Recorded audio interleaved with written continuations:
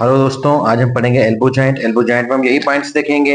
Introduction देखेंगे, articular surface देखेंगे, ligaments, relations, blood supply, nerve supply, movements and applied aspect देखेंगे। Introduction सिर्फ एक लाइन में लिखना है कि this synovial joint of hinge variety. जो शोल्डर जॉइंट था वो बॉल एंड सॉकेट वेराइटी का था, जबकि हमारा एल्बो जॉइंट हिंज वेराइटी का है। कब्जा संधि संधि कहते हैं इसे, ठीक है, जिस दरवाजे के अंदर कब्जे लगे होते हैं ना, उस टाइप से। It is the synovial joint of hinge variety. Articular surface, इसके अंदर आर्टिकुलर सरफेस में दो चीजें देखना है हमको कि इसमें जो हमारी बोन्स होती हैं वो तीन बोन है। सबसे पहले तो ह्यूमरस है, lower end of the humerus है, ये ट्रोक्लिया है, ये कैपिटुलम है। Is it clear? Lateral epicondyle, ये मिडियल एपिकोंडाइल, यहाँ से हमारा ये अल्ना है बेटा, और दिस वन इज रेडियस।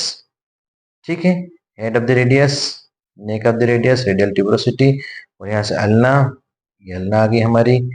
ठीक है, ये तो ये जो पूरा हुआ एल्बो जॉइंट बना, humerus, lower end plus ulna and radius.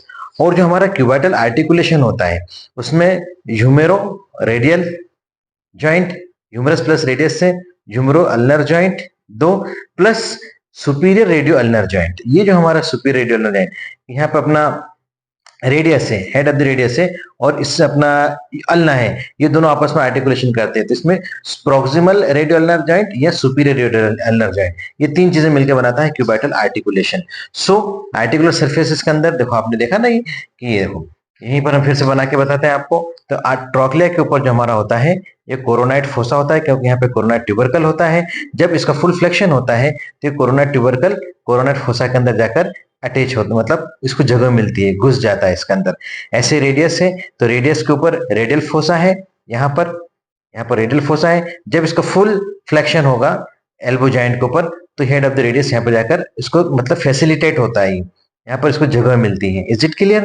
है ना? सो ये coronoid fossa, this one is radial fossa. इसके पीछे की तरफ अगर हम देखें पोस्टीरियरली, तो हमको ओलेक्रोन फोसा मिलता है। ये ऑस्ट्रोलॉजी के अंदर हम पढ़ चुके हैं।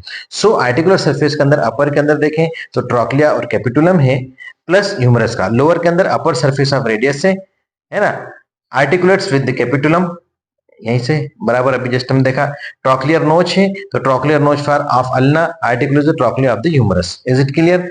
Elbow joint is continuous with the superior radio ulnar joint के साथ कंटीन्यूअस होता है।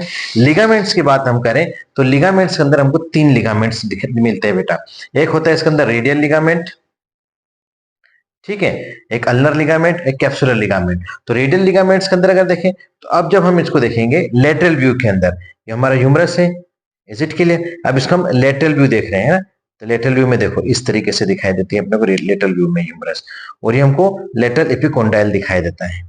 ठीक है, और क्योंकि लेटरल व्यू है तो लेटरली हमारी कौन सी बोन होती है? रेडियस बोन होती है। ठीक है, तो रेडियस बोन के साथ ये लेटरल व्यू में, तो ये जो हमारा लिगामेंट होता है ये एन्युलर लिगामेंट होता है। ठीक है, जो कि हेड ऑफ द रेडियस को कवर करता है। यहां से जो फैन शेप्ड लिगामेंट्स आ रहे हैं, ये हमारा कहलाता है radial collateral ligament. This one is the radial collateral ligament. It is a fan shaped ligament which extend from lateral epicondyle to the annular ligament of the radius. lateral epicondyle चला और annular ligament of the radius में आकर जुड़ मिल गया बेटा। ये हमारा fan shaped जो लिगामेंट है वो है रेडियल कोलेटरल लिगामेंट। ऐसे एक होता है अल्नर कोलेटरल लिगामेंट, ये हमारा कौन सा होता है? Lateral view. ठीक है, लेफ्ट साइड से, लेटरल साइड से, सॉरी। और इसके साथ हम देखेंगे इसको मीडियल साइड से, अगर हम इसका लेटरल व्यू देखें ह्यूमरस का और रेडियस अल्ना का। ठीक है, तो ये देखो ये आया हमारा। Is it clear? अभी हमारा अल्ना है, तो अल्ना के साथ क्या होगा? मैंने बताया था आपको, ओरिकोनल प्रोसेस होता है ना पीछे, तो ये ओरिकोनल प्रोसेस पीछे की तरफ जाएगा बेटा। ये अल्ना, इसका लेटरल व्यू देख रहे हैं बेटा, है ना, ये अल्ना का। ठीक है, और ये हमारी पहुंच गई, और ये मीडियल एपिकोंडाइल। तो अब यहां से देखेंगे आप, तो जो हमारा अल्नर कोलेटरल लिगामेंट है ये ट्राइंगुलर इन शेप होता है। इसका जो अपेक्स होता है ट्राइंगल है, ये ट्राइंगल। ठीक है, तो ये अपेक्स है और ये बेस है। तो अपेक्स जो होता है is attached to the medial epicondyle of the humerus, ये से आएंगे। ठीक है, और बेस किसके ऊपर होता है? अल्ना के ऊपर होता है, लाइक दिस। तो ऐसे तीन ये ट्राइंगुलर शेप्ड अपने ये, तो ये है अल्नर कोलेटरल लिगामेंट। इसके तीन बैंड है, एंटीरियर बैंड, पोस्टीरियर बैंड और oblique band. Is it clear? Ulnar collateral ligament के तीन band, anterior band, posterior band and this one is oblique band, oblique band। ठीक है, तो ये हमारा अल्नर कोलेटरल लिगामेंट। अब थर्ड वन हमारा जो होता है वो कैप्सुलर लिगामेंट होता है। ठीक है, क्या होता है? Capsular ligament. तो like all the other synovial joints, the elbow joint also has a capsule. इसका भी कैप्सूल होता है इनक्लोजिंग द जॉइंट, है ना, पूरे जॉइंट को इनक्लोज करता है। It is a strong and fibrous which provide strength to the joint. जो कैप्सुलर लिगामेंट होता है फाइब्रस होता है, स्ट्रांग होता है और जॉइंट को स्ट्रेंथ देता है। ठीक है, superiorly it is attached to the lower end of the humerus including the capitulum, trochlea, radial fossa, coronoid fossa and olecranon fossa. अगर हमको ऑस्ट्रेलिया अच्छे से याद है तो सारी चीजें हमारे लिए बहुत पानी की जैसी सरल है, इजी है, इजीएस्ट है। और अभी जस्ट मैंने आपको बना के बताई थी सारी चीजें, सारी की सारी चीजें। तो पूरा का पूरा क्या कवर करेगा? हमारा कैप्सुलर जॉइंट इन सारी चीजों को कवर करेगा कैप्सुलर। जस्ट बता ना, superior attach to the lower end of the humerus, superiorly lower end of the humerus को अटैच करा है। इसके अंदर क्या आ जाएगा? ये कैपिटुलम है, ये ट्रोक्लिया है, ये रेडियल फोसा है, ये कोरोनाइड फोसा है, पीछे की तरफ ओलेक्रोनल फोसा है। Is it clear? Inferolaterally, inferiorly or laterally it is attached to the annular ligament of superior radio ulnar joint। Just मैंने बताया था आपको एन्युलर लिगामेंट के बारे में। तो यहाँ पे ये एन्युलर लिगामेंट से अटैच होता है इन्फीरियर, इन्फेरोलेटरली, क्योंकि लेटरल साइड की बोन रेडियस हमारी। ऐसे इन्फेरोमीडियली, मीडियल साइड में हमारी अल्ना है, तो it is attach with the margin of trochlear नोच, ट्रोक्लियर नोच के मार्जिन से आकर जुड़ता है। इज इट क्लियर बेटा? ट्रोक्लियर नोच, मार्जिन ऑफ ट्रोक्लियर नोच। नाउ रिलेशंस की बात करें तो चार तरीके से रिलेशन देखेंगे हम। इसके anterior relation, posterior relation, lateral relation और medial relation. Is it clear? Anteriorly अगर हम देखें, इसके जॉइंट के रिलेशंस देखें एंटीरियरली, तो इसमें फार्मूला याद रखो आप, B3M। तो तीन मसल्स हैं जो बी से स्टार्ट हो रही हैं। कौन कौन सी? Brachialis, brachial artery not muscle, biceps tendon और M for nerve, median nerve. Is it clear? B3M, brachialis, brachial artery, biceps tendon and median nerve. ठीक है, तीन मसल नहीं बेटा, है ना। तीन जो चीजें इसमें आ रही हैं वो बी से स्टार्ट हो रही हैं। पोस्टीरियरली ट्राइसेप्स और एंकुनियस हो रही हैं। लेटरली अगर हम देखें तो सारी चीजें हम पढ़ चुके हैं बेटा, है ना।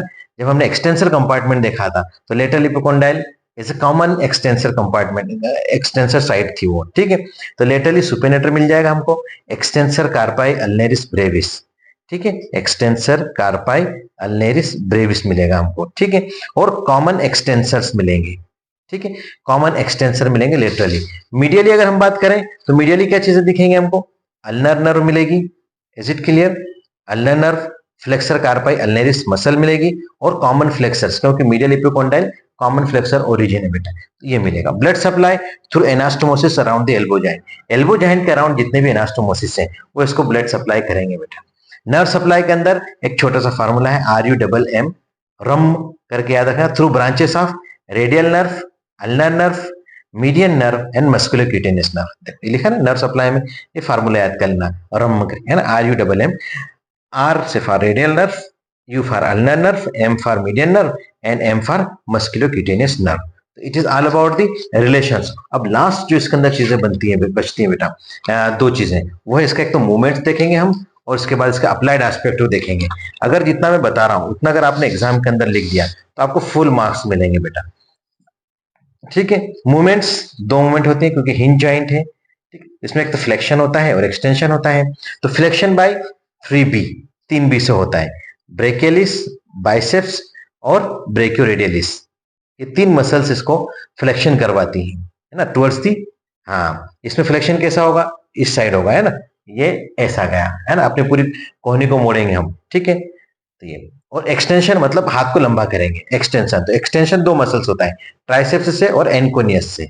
Is it clear? Applied aspect देखिए, इंपॉर्टेंट चीज इसमें अप्लाइड है बेटा, बहुत इजी है। एक तो डिसलोकेशन हो सकता है, सबसे पहले क्या हो सकता है? Dislocation of the elbow. तो डिसलोकेशन कहां हो सकता है? कि विच usually occurs posteriorly, posteriorly dislocation होगा। देखो, अगर आपने पूरा हाथ है आपका, आपने इसको पूरा फुल खोल दिया, है ना, इसको पूरा फुल खोला है आपने, ये आपका एल्बो है यहाँ पर। ठीक है, दिस इज एल्बो जॉइंट। तो ये जो पीछे हमारा क्या होगा? एल्बो हमेशा पीछे की तरफ इसका डिसलोकेशन होगा, यानी ह्यूमरस आगे की तरफ आएगी। ठीक है, कब होगा? जब fracture of the olecranal process होगा, तो ये पीछे की तरफ चला जाएगा बेटा। ठीक है, सबलक्सेशन, ये डिसलोकेशन का छोटा भाई है, सबलक्सेशन। ठीक है, इसमें क्या होता है? द हेड ऑफ रेडियस, है ना, और पुल्ड एल्बो। देखो, subluxation of the head of the radius, या पुल्ड एल्बो, ये दो नाम है इसके की, विच आकर्स इन चिल्ड्रन, बच्चों में होता है। जब हम उनको क्या है कि four arm pulled suddenly in pronation, जैसे बच्चों को प्यार से उठाते हैं एकदम से, तो अचानक उनको प्रोनेशन की कंडीशन का तो हाथ पकड़ के उठा दिया तो सबलक्सेशन हो जाता है। ठीक है, थोड़ा सा हेड ऑफ द रेडियस का पुलिंग हो जाती है। Then tennis elbow, tennis elbow क्यों है? ये जो टेनिस के खिलाड़ी होते हैं, टेनिस प्लेयर्स होते हैं, उनके अंदर ये प्रॉब्लम्स मिलती हैं ड्यू टू एब्रप्ट प्रोनेशन, अचानक, है ना, प्रोनेट हो जाना with fully extended elbow in tennis players, tennis players के अंदर होता है। इसके अंदर क्या होता है, मेन पॉइंट जो याद रखने का है, in it there is a tenderness over lateral epicondyle, tenderness over lateral epicondyle, ये याद रखना। अगर लेटरल एपिकोंडाइल टेंडर है तो टेनिस एल्बो होता है। Is it clear? Tennis players में ज्यादा मिलता है, इसलिए टेनिस एल्बो कहते हैं इसको। गोल्फर्स एल्बो, इसमें क्या होता है कि इसमें micro trauma of medial epicondyle of the humerus है। Medial epicondyle of the humerus है, उसके अंदर छोटा सा ट्रॉमा होता है, छोटी सी चोट लगती है, और इट लीड्स टू इट, मतलब जो गोल्फर्स एल्बो है इसकी वजह से होता है। और इसके अंदर मेन पॉइंट क्या है कि there is tenderness over medial epicondyle of humerus. ठीक है, टेनिस एल्बो में लेटरल एपिकोंडाइल था, गोल्फर्स एल्बो में मीडियल एपिकोंडाइल के ऊपर टेंडरनेस मिलेगी। ऐसे होता है माइनर्स एल्बो या स्टूडेंट्स एल्बो। स्टूडेंट्स एल्बो क्यों कहा है कि जनरली आपने देखना है कि आप जब लेक्चर में बैठते हैं तो अपन क्या करते हैं, कोहनी के ऊपर अपना चेहरा रख लेते हैं, सिर रख लेते हैं, हेड को, और ऐसा बैठ जाते हैं। ठीक है, तो इसमें क्या होता है फिर कि हमारा जो पॉइंट वाला पोर्शन है, पोस्टीरियर सरफेस और ऑर्गन प्रोसेस वाला, वो इसके ऊपर प्रेशर आता है और यहाँ पे होता है बरसा, तो बरसा हो जाता है इन्फ्लाम्ड। ठीक है, ये इन्फ्लाम्ड होता है, इसके अंदर सूजन आती है, यहाँ पर पाउच जैसा लगता है ना, स्वेलिंग आ जाती है, पाउच फील होता है अपने को, जैसे पानी का एक थैली अंदर भरा गई हो, है ना। तो इसको माइनर्स एल्बो कहते हैं या स्टूडेंट्स एल्बो कहते हैं।